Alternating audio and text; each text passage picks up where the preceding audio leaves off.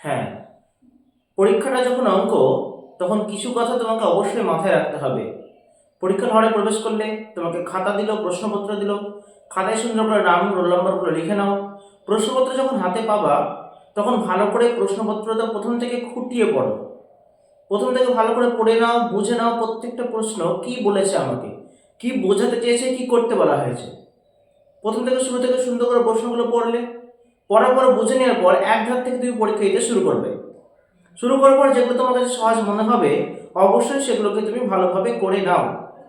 এবং বলবো, অঙ্ক পরীক্ষার জন্য ডান দিক বাঁ দিক কোনো কিছু দেখতে হবে না। এই অঙ্ক পরীক্ষাটা অনেকের কাছে হয়তো খুব ভালো সাবজেক্ট, অনেকেই খুব ভালো পারে, অনেকেই হয়তো অঙ্কটা পারে না, অনেকে অঙ্কটা হচ্ছে ভীতির কারণ।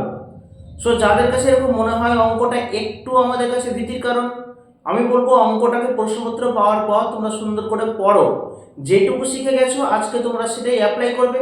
তো যেটুকু শিখে গেছো সেটুকু কিন্তু অ্যাপ্লাই করো, সুন্দর করে করো। প্রত্যেকটা এমসিকিউ গুলো ভালো করে করো। এবং আমি বলবো, যদি কোনো অঙ্ক করতে গিয়ে অঙ্ক শুরু থেকে নামানোর পর দেখলে কিছুটা অঙ্ক করতে গিয়ে আর মিলছে না, বা তুমি মেলাতে পারছো না, তার মানে এই নয় যে তুমি প্রথম থেকে যেটুকু করেছো সেটুকু ভুল। হয়তো ঠিকও হতে পারে, কোনো কারণে কোনো এক জায়গায় হয়তো ভুল হয়েছে, কিংবা এও হতে পারে প্রশ্নপত্রে হয়তো কিছু গন্ডগোল রয়েছে, হতেই পারে।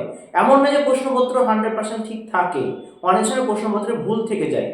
তো আমার সাজেশন থাকবে যে অঙ্কটা যখন নামাতে থাকলে কিছুটা অঙ্ক হয়তো কোনো দিকে ভুল হয়ে গেছে, তুমি আর মেলাতে পারছো না, তুমি হুট করে অঙ্কটাকে কেটে দিবে না, হুট করে অঙ্কটাকে কেটে দিবে না, অঙ্কটা ওই রকম থাকতে দাও। থাকতে দাও যেমন আছে, তুমি পরের অঙ্কতে চলে যাও, দুটো লাইন ছেড়ে দিয়ে পরের অঙ্কতে চলে যাও। চলে যাওয়ার পরে বাকি অঙ্কগুলো একদম থেকে করতে শুরু করো।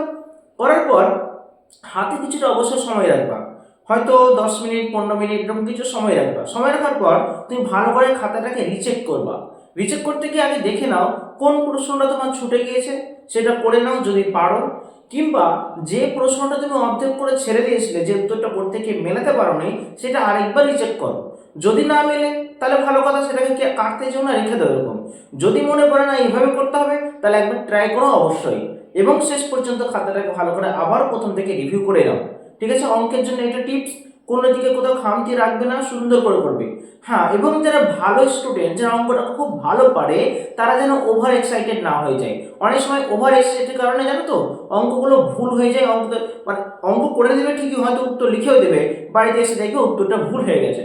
তো এই জিনিসটা না হয়, ওভার এক্সাইটেড যেমন হবে না, খুব খুশি হওয়ারও কারণ নেই, খুব মানে চুপচাপ থাকারও কারণ নেই। সুন্দর করে প্রথম থেকে রিভিউ করে করে সুন্দর করে করে অঙ্কগুলো নামানোর চেষ্টা করবে।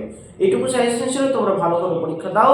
আশা করি অঙ্ক পরীক্ষা ভালো হবে। এবং শেষে একটাই কথা বলবো, পিথাগোরাস এবং তার বিপরীত উপপাদ্য দুটো উপপাদ্য অবশ্যই করে যাবা। 34, 48, 38 এই উপপাদ্যগুলো একবার দেখে নাও, একবার দেখে নাও, যাতে তুমি এগুলো আসলে, যদি আসে তবে তোমরা যেন লিখতে পারো। ওকে, থ্যাংক ইউ ভেরি মাচ।